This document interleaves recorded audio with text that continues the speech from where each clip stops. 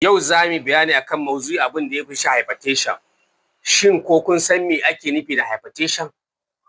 Kun san alamomin hypertension? Ta yaya za ka iya gane mai hypertension? Ko ta yaya za ka iya gane kina da hypertension ko kuma kana da hypertension ko kuma yana da hypertension ko tana da hypertension? Ta wane hanyoyi za ka iya ganewa? Kuma ta ina ake kamuwa da hypertension? Ku biyo ni a wannan bidiyo insha Allahu rabbi zan muku bayanin alamomin masu hypertension. Abu na farko, abin da ake nufi da kalmar hypertension shine hauhawan jini a Hausance. Zirga-zirgar jini zuwa zuciya ya mata yawa.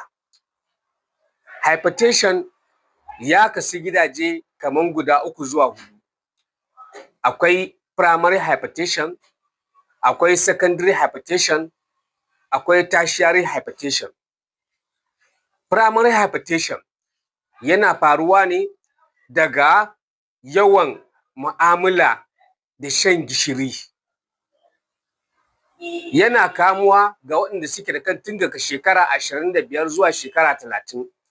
Primary hypertension. Idan ya zama primary hypertension, zai iya zuwa ka sha magani ka warke cikin ƙanƙanin lokaci. Idan ya tafi zuwa secondary hypertension, yana da haɗari matuƙa har zuwa kan tertiary hypertension. Duk da yake hypertension da na yi magana cewa akan secondary hypertension, akwai silent killer hypertension. Shi silent killer hypertension shine muke cewa idiopathic. Za ka ga mutum bai rasa komai ba. Hypertension yana faruwa ne kamar haka. Na farko, akwai rashin samun isasshen bacci, yawaita ayyuka ba tare da samun isasshen bacci ba, sa damuwa a cikin zuciya ko sa ƙawazuccin wani abu cikin zuciya kullum sai ka same shi baka same shi ba, yana haifar da ciwon hypertension. Sannan kuma baya ga haka,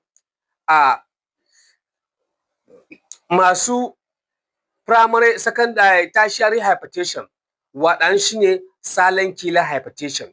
Za ka ga wani bai rasa ci ba, bai rasa sha ba, bai sa wata damuwa a zuciyar shi ba, amma za ka same shi da hypertension. Shi ne da zarar lokacin ya riga ta kama shi, za ka ga mutum ina zuwa asibiti, ana ɗaukan BP nashi, ana son minimum ana son daidai ana son a ɗauki minimum diastolic ɗin ya zama daga ya tashi kan 70 zuwa 80 diastolic. Systolic kuma ya zama da kan 110, 120, 130 is normal. Kamar mutum mai faɗin jiki ko mai adadin shekaru da ba a so hawan jinin shi, ba a so bugawan zuciyar shi ya wuce 130 zuwa 140. Idan mutum tsoho ne ko da